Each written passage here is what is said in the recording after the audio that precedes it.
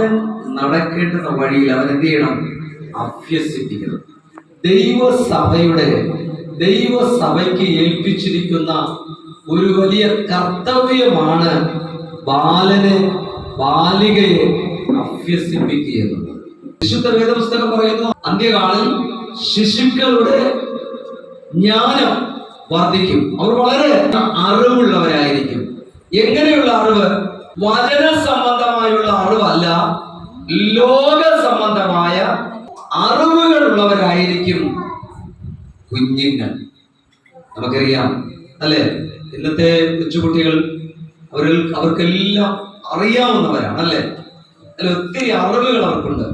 കാലത്തിന്റെ ഒരു പ്രത്യേകതയാണ് യേശുക്രിസ്തുവിന്റെ വരവിന്റെ ഒരു അടയാളം കൂടെയാണ് ശിശുക്കൾ ജ്ഞാനമുള്ളവരായി തീരുമെന്നുള്ളത്.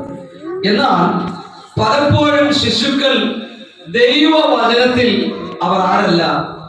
ജ്ഞാനം ഉള്ളവരല്ല. അപ്പൊ നാം അവരെന്ത് ചെയ്യണം? പരിശീലിപ്പിച്ച് അവരെ ദൈവവചനത്തിൽ ജ്ഞാനം ഉള്ളവരാക്കി മാറ്റണം. ഇപ്പോ ഈ കുഞ്ഞുങ്ങളെല്ലാം നല്ല കൊച്ചുകുട്ടന്മാരുമായിട്ടിവിടെ വന്നിരിക്കുകയാണ്. ഇവർ മുതിർന്നു കഴിഞ്ഞാൽ ഒരുപക്ഷെ ഇങ്ങനെ ഇരിക്കണം എന്നില്ല. അപ്പൊ അവർ തീരുമാനിക്കും അല്ലേ, പോകണോ വരണോ എന്നൊക്കെ അവർ തീരുമാനിക്കും. ഇപ്പോ നമ്മുടെ സാന്നിധ്യത്തിൽ, നമ്മുടെ സമീപത്തിൽ അവരെ കിട്ടുന്ന കുറച്ച് സമയമുണ്ട്. ആ സമയങ്ങളിൽ ദൈവത്തിന്റെ വചനം അവരെ പഠിപ്പിക്കുക എന്നുള്ളത് ഒരു വലിയ പ്രധാനപ്പെട്ട ഒരു കാര്യമാണ്. ഇവർ ദൈവസഭയ്ക്കകത്ത് പ്രമാണിക്കേണ്ട സാമാന്യ മര്യാദകളുണ്ട്, അതുപോലെ പെരുമാറ്റങ്ങളുണ്ട്, സംസാരങ്ങളുണ്ട്. ഇതെല്ലാം ചെറുപ്രായത്തിലെ അവർ മാതാപിതാക്കൾ ശ്രദ്ധിക്കണം, ടീച്ചേഴ്സ് ശ്രദ്ധിക്കണം, പാസ്റ്ററിന് ശ്രദ്ധിക്കണം. അപ്പോ പാസ്റ്റർ ഗൗരവം പോരാ എന്നൊക്കെ തോന്നും. ഞാന് എൻ്റെ ഒരു കുഞ്ഞുങ്ങളെ ചിലരൊക്കെ ഇങ്ങനെ ഞാൻ കണ്ടിട്ടുണ്ട്, പാസ്റ്റർമാരൊക്കെ വടിയെടുത്ത് അടിക്കും. ഞാൻ ഇങ്ങനെയൊക്കെ പറയുന്നത് കുഴപ്പമില്ല, അപ്പൊ അവർ അനുസരണയോടെ ഇരിക്കും. പക്ഷെ അത് പാസ്റ്റർ മാത്രമേ പേടി കാണത്തുള്ളൂ. നിങ്ങളുടെ വീട്ടിൽ ഇരിക്കത്തില്ല, അപ്പോഴും കളിച്ചുകൊണ്ടിരിക്കും. പള്ളിയിൽ വരുമ്പോൾ പാസ്റ്ററെ കാണുമ്പോൾ ഇതായിട്ടിരിക്കും.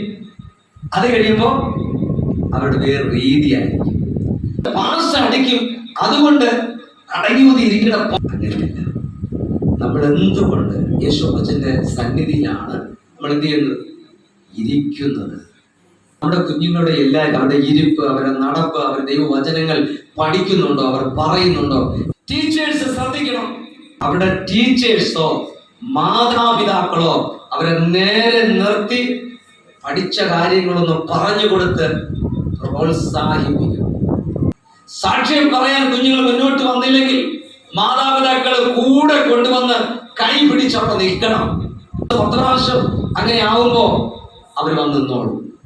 ടീച്ചേഴ്സ് ശ്രദ്ധിക്കണം. കുട്ടികൾ എന്താണ് പറയുന്നത്, അവർ പറയുന്നുണ്ടോ എന്നൊക്കെയുള്ള കാര്യം. അതുപോലെ നമ്മുടെ കുഞ്ഞുങ്ങളൊക്കെ പ്രാർത്ഥിക്കുന്ന കുഞ്ഞുങ്ങളാണല്ലേ. പ്രാർത്ഥിക്കുമ്പോൾ എന്താണ് പ്രാർത്ഥിക്കേണ്ടതെന്ന് സൺഡേ ക്ലാസ്സിൽ അത് എന്ത് ചെയ്യണം? പറഞ്ഞു കൊടുക്കണം. ഞാൻ പറഞ്ഞു വരുന്നത്, നമ്മുടെ ചെറിയ ഒരു അലസത മതി ഒരു തലമുറ വഴിതെറ്റിപ്പോവാൻ. നമ്മളൊന്ന് ചെറുതായിട്ട് ശ്രമിച്ചാൽ മതി ഒരു നല്ല തലമുറ ഉടലെടുക്കുവാൻ. അതുകൊണ്ട് മാതാപിതാക്കൾക്ക് വലിയ ഒരു ഉത്തരവാദിത്വം ഉണ്ട്. വീടുകളിൽ എല്ലാ ദിവസവും പഠിക്കുന്ന വചനങ്ങൾ പ്രാർത്ഥനാ സമയത്ത് അവരെ കൊണ്ട് പറയിപ്പിക്കുകയും പ്രാർത്ഥിപ്പിക്കുകയും പാടുവാനൊക്കെ ഉള്ള പരിശീലനം വീടുകളിൽ കുഞ്ഞുങ്ങൾ കൊടുക്കണം. മറ്റൊരു കാര്യം, കുട്ടികൾക്ക് നല്ല ഡ്രസ്സൊക്കെ ഇട്ട് കൊണ്ടുപോകണം ആലയത്തില് അല്ലെ. നല്ല ഡ്രസ്സ് എന്ന് പറഞ്ഞാൽ നമ്മൾ പള്ളിയിലാണല്ലോ, ചർച്ചിലാണല്ലോ, അപ്പൊ ഇതൊക്കെ മതി ചിലരല്ലേ അല്ലെ, മേൽത്തരമായത്. കാരണം അവര് ഫ്യൂച്ചറിൽ വളർന്നു വരുമ്പോൾ നല്ല ഡ്രസ്സ്, നല്ലെന്ന് പറയുമ്പോൾ വില കൂടിയതല്ല ഞാൻ ഉദ്ദേശിച്ചത്, അവർ ധരിക്കുന്നതിൽ ഉള്ള നല്ല മാന്യമായ ഡ്രസ്സ് ഒക്കെ ധരിച്ച് വരുവാൻ ഒരു വില മതിപ്പുള്ള അല്ലെ. നമ്മൾ വലിയ മറ്റു പലയിടത്തും പോകുമ്പോൾ നല്ല നല്ല ഡ്രസ്സുകളൊക്കെ ധരിപ്പിച്ചു. എന്താണ് അതിന് വലിയ പ്രാധാന്യം കൊടുക്കും. കാര്യം കുറച്ച് ഗൗരവമായിട്ട് മുന്നോട്ട് പോകണം. ഒരു സഭയുടെ നട്ടെല്ലെന്ന് പറയുന്നത് യുവാക്കളാണ്. അപ്പോൾ അവർക്ക് നമ്മൾ നല്ലൊരു പരിശീലനം കൊടുക്കേണ്ടത് വളരെ അത്യാവശ്യമായ കാര്യമാണ്. കഴിഞ്ഞ ദിവസം നമ്മുടെ ഒരു സൺഡേ ക്ലാസ് വിദ്യാർത്ഥി പിള്ളേര് നിരന്തരമായി സൺഡേ ക്ലാസ്സിൽ ആരാധനയ്ക്ക് വരുന്നില്ല. അന്നേരം ഞങ്ങൾ അന്വേഷിച്ചാൽ ഓരോ ദിവസം ഓരോ എക്സ്ക്യൂസ് പറയുന്നു. പിന്നെ ഒരു ദിവസം ചെന്നപ്പോൾ പറയുന്നു അത് ഞായറാഴ്ച വരാൻ പറ്റത്തില്ല, ക്ലാസ് കൊച്ചു പിള്ളേരാണ്, അവർക്ക് PSC കോച്ചിങ് ഉണ്ട്, അപ്പൊ അതുകൊണ്ട് സൺഡേ ക്ലാസ്സിനും ആരാധനയ്ക്കും അതുകൊണ്ട് വരാൻ പറ്റുന്നില്ല. പ്രിയ ദൈവമക്കളെ, എത്രയോ പരിതാപകരമായ ഒരു സാഹചര്യമാണത്. ഈ മാതാപിതാക്കൾ ആ കുട്ടികളെ ഞായറാഴ്ച ആരാധനയിൽ നിന്നും സൺഡേ ക്ലാസ്സിൽ നിന്നും ദൈവസഭയിൽ നിന്നും അവർ അകറ്റി അകറ്റി അകറ്റി അകറ്റി അകറ്റി അവർ ഇരുളിലേക്ക് കൊണ്ടുപോയിരിക്കുന്നു. ഇതിനൊക്കെ നമ്മൾ വലിയ വില കൊടുക്കേണ്ടി വരും. PSC ക്ലാസ്സിന് പോകണ്ടെന്നല്ല ഞാൻ പറയുന്നത്, പഠിക്കണ്ടെന്നല്ല പറയുന്നത്. ഒഴിവാക്കാൻ പറ്റാത്ത ഏതെങ്കിലും ഒരു പരീക്ഷയോ അല്ലെങ്കിൽ ഒരു കാര്യാദികളിലോ ഒക്കെ ഒരു ദിവസം ചിലപ്പോ അറ്റൻഡ് ചെയ്യുന്നിരിക്കാം. പക്ഷേ ദൈവത്തെ കൂടാതെ അല്ലേ, നമ്മളെന്താ വായിച്ചത്? നമ്മൾ വായിക്കുന്ന സുവിശേഷം നമ്മൾ വായിച്ചത് ഒരു മനുഷ്യൻ സർവ്വലോകവും നേടിയാലും തന്റെ ആത്മാവിനെ നഷ്ടമാക്കുക അവനെന്ത് പ്രയോജനം? സ്കൂളില് ഒരു പരീക്ഷയാണെങ്കിൽ എഴുതാതിരിക്കോ?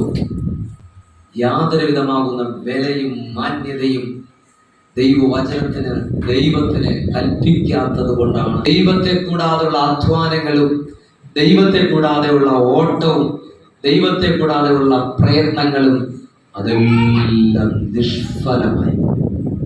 അതുപോലെ ടീച്ചേഴ്സ്, അവർക്ക് വലിയ ഉത്തരവാദിത്വമുണ്ട്. ദൈവം ഒരു ഉത്തരവാദിത്വം, ഞാൻ പറഞ്ഞല്ലോ, നമുക്ക് ഒരു ആത്മീയ കാര്യങ്ങളിൽ നമുക്ക് സ്വയമേ ഒരു സ്ഥാനത്ത് നിൽക്കാൻ പറ്റുന്നില്ല.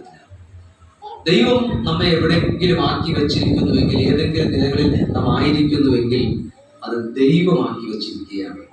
അത് വിശ്വസ്തയോടെ വചനം പറയുന്നു, അല്പത്തിൽ വിശ്വസ്തനായിരുന്നാൽ അധികത്തിൽ ഞാൻ നിന്നെ വിചാരത്തിലാക്കും. മറ്റൊരു കാര്യം, സൺഡേ ക്ലാസ് അധ്യാപകര് സൺഡേ ക്ലാസും സമാരാധനകളും ഒഴിവാക്കി യാതൊരു കാരണവശാലും മറ്റൊരു സ്ഥലത്ത് പോകാൻ പാടില്ല. ഇത് 2024 നിയമം തന്നെയാണ്, അതിന് സംശയമില്ല. അപ്പോൾ ഞാൻ ഇങ്ങനെ പറഞ്ഞപ്പോൾ എന്നാ പിന്നെ 2024 ഞാൻ പഠിപ്പിക്കുന്നില്ല, ഞാനങ്ങ് മാറി നിന്നേക്കാം എന്നാരും ചിന്തിക്കേണ്ട. ആരെയും മാറ്റി നിർത്താൻ എന്തില്ല, ഉദ്ദേശിക്കുന്ന പരിപാടിയേ ഇല്ല. അങ്ങനെ മറന്നു പോകരുത്. നിങ്ങൾ കുട്ടികളെ കൃത്യസമയത്ത് മാതാപിതാക്കൾ വിടുക, അവർ നല്ലപോലെ ശ്രദ്ധിക്കുക. അവരവരുടെ മക്കളുടെ മേലൊരു ദൃഷ്ടി ഉണ്ടാകണം. എൻ്റെ കുഞ്ഞെന്ത് ചെയ്യുന്നു അല്ലേ, അവൻ നേരെ ഇരിക്കുന്നുണ്ടോ, അല്ലെങ്കിൽ എങ്ങനെയാണ് ഇരിപ്പ്, അല്ലെങ്കിൽ കളിക്കുന്നുണ്ടോ, അല്ലെങ്കിൽ ബൈബിൾ അല്ലെ ശ്രദ്ധിക്കണം. ഇന്ന് നമ്മുടെ ആരാധനയ്ക്ക് കുട്ടികളൊക്കെ ബൈബിൾ കൊണ്ടുവന്നാണ്. ഓക്കെ, അപ്പൊ കുഞ്ഞുങ്ങള് ബൈബിൾ അവർ പുറത്തിറങ്ങിയാൽ ഏതൊരു ആരാധനയാവട്ടെ അവരുടെ കയ്യിൽ വിശുദ്ധ വേദപുസ്തകം ഉണ്ടാകണം. അത് കമ്പൾസറിയാണ്, അത് നിർബന്ധമാണ്.